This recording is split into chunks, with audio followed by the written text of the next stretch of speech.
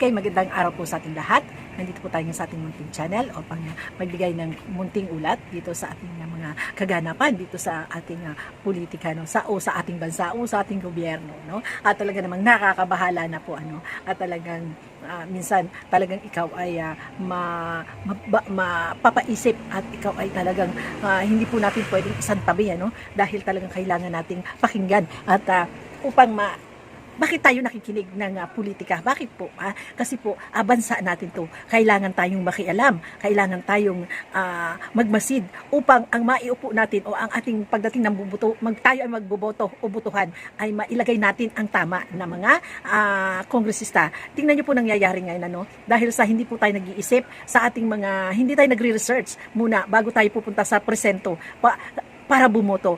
Sige lang tayo ng sulat sa balota. So tingnan niyo po ang ating bansa ngayon, masyadong magulo, di ba? Ang gulo-gulo. Nakita niyo yung mga iniluklok natin mismo, ang siyang mga nagpapagulo sa ating bansa, no? So kaya dapat po tayo ay maging maagap. Tayo po ay magmasid. Kailangan parati tayong nakikinig. Hindi po natin pwedeng sabihin na bahala sila dyan. Wala akong paki. Bakit ba? Ganun. Tingnan niyo po ang nangyayari.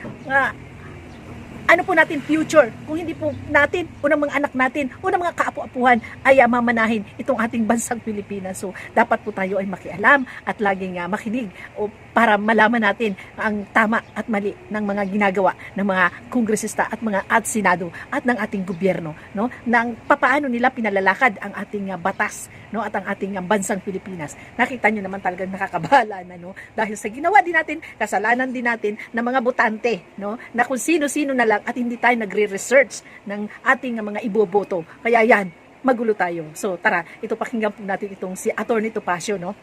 Ito nga po si Attorney Topacio, no, ay ang kliyente nito ay si Cassandra, no, at ang pinagbibintangan na isang Pogo Queen, no. So pero ang nirereklamo niya, hindi yung pagdidefensa niya na talagang kanyang alam niyang tama, hindi po ganun, kundi yung kung paano pinoproseso at iniimbestigahan doon sa Senado na nawawalan na ng karapatan na ibigay yung panig ng kanyang kliyente, no? At ganun, at dahil nga doon siya ay nagreklamo sa korte at tiningnan natin kung ito ay kinatigan ng korte. So tara, panoorin po natin. Batas na pinipigil sa freedom of expression, what makes 2 or 3 members of the House think that they should curtail my freedom? That they should talk against me doon pa sa halls of Congress, taking me to task for exercising my constitutional right. Bakit sila ma-offend? Di ba sabi na ng Korte Suprema? Public officials should not be on your skin. Dalawang kaso sinabi yan ng Korte Suprema. Sabi ng ating civil code, pronouncements of the Supreme Court are part of the law of the land. Mambabatas ka. When you took your oath of office, you swore to uphold and protect the laws, the Constitution and the laws of the Republic. Bakit ayaw mong susundin batas na huwag kang magbalat sibuyas? Diba? Kayo ay mambabatas, hindi kayo ang batas at hindi nyo nga pwedeng magpasa ng batas na pumipigil sa freedom of expression. Why are you trying to intimidate me? By exercising my freedom of expression outside the halls of the House. Kung doon ko sila binastos, pakulong nila ako. Kung minura muna ko sila roon, pakulong nila ako. But outside of the House, what business have they in taking me to task for exercising my freedom of expression? Kung ganyan yung mga yan, if they're coming after me, they may be coming after you later. Akala yata nila silang batas. And then, eto ba, every person has the right to counsel. Dalawang beses kong na-violate siya ng House. Unang-una, nung unang session, kailan ba yun? Yung unang lumabas yung iskasi ni Ong, noong ayaw nila akong palapitin sa aking kliyente just because they cannot get the answers that they want.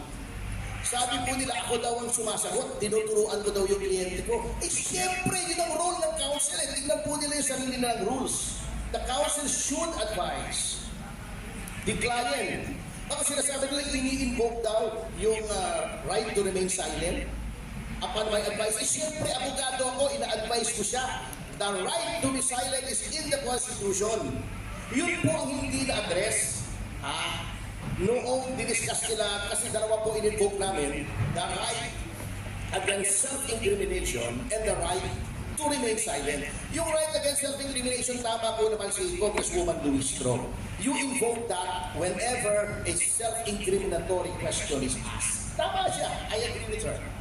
Magaling naman si Congressman Luistro, lalo na pag may binabasa. Magaling siya. Anyway, yung right to remain silent, absolute po yun. Hindi mo pwedeng pwersahin, takutin, ibuli, ibambusin, lokohin ang isang tao na magsalita regarding the commission of a crime. Ngayon, inuulit ko, we concede if you refuse to testify in a legislative inquiry, pwede kang ikulong. Sinasabi na nga po namin, ikulong nyo na because we are invoking our right to remain silent.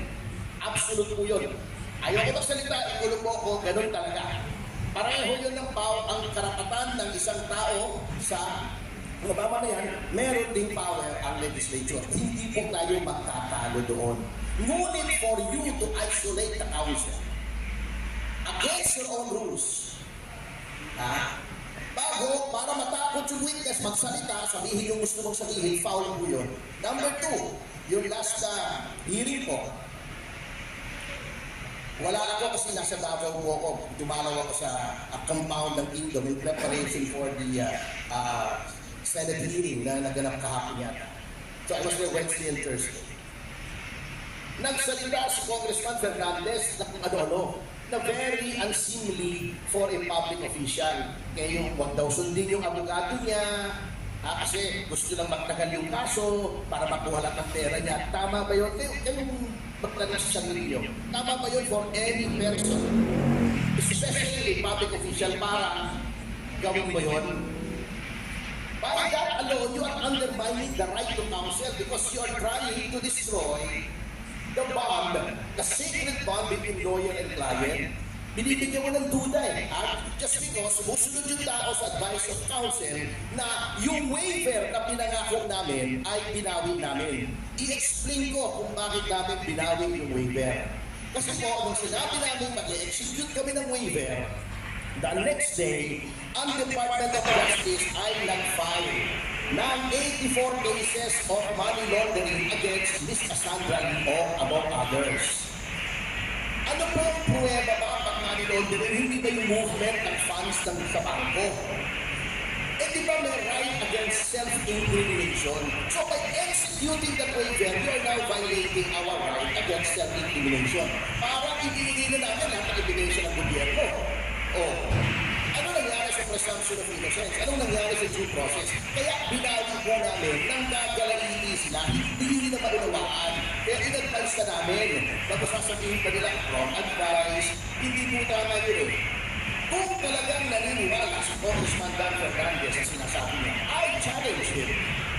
Huwag doon mo sa loob ng committee hearing sa meeting where you are protected by the cloak of parliamentary privilege. Hindi ka pwedeng galawin doon. Punta tayo sa labas. Dan, doon mo ulitin para wala kang parliamentary privilege. Or better still, magkita tayo sa neutral territory, ulitin mo sa harap ko. Tignan natin kung ano mangyayari. Yun lang. Kasi, titirahin mo, kung sisiraan mo, kung nakakatago ka, meron kang bulletproof kung parliamentary privilege mo. Ano klase yung usapan yan, di ba? Kung lalaki sa labas, tingin mo na ganun nga ako, sabihin mo sa labas. And then, regarding sa post, sinasabi nila na offend daw sila, karapatan ko kung mag-post sa social media. Ngayon, may remedy naman ang ating batas. If you think I violated the libel and cyber libel laws, ikibawi ka nila ito. If they think na yun ay violation ng Code of Professional Responsibility, pag-dispar nila ako, karapatan nila yan. Kung tingin nila ay na-defame sila, wala namang criminal liability, pero nagkaroon sila ng damages, there is such a case as civil libel, a civil suit for damages due to defamation. Marami po silang remedyo. But do not tell me that I should not post this. You are warning me that condemn the committee. You cannot contempt the committee outside of the committee. And for the record, I do not have contempt for the committee. I respect the House of Representatives. There are people there who are distinguished, decent, and dignified. ng GMA. Si Trixie Cardela, Devon Alvarez, marami tayong kaibigan, El Rey Villafuerte, mga kaibigan natin yan. I may have condemned for some members of the committee but not the committee itself. So for the record, maliwanag yan. And I have condemned for some members of the committee because the acts are contemptuous. So,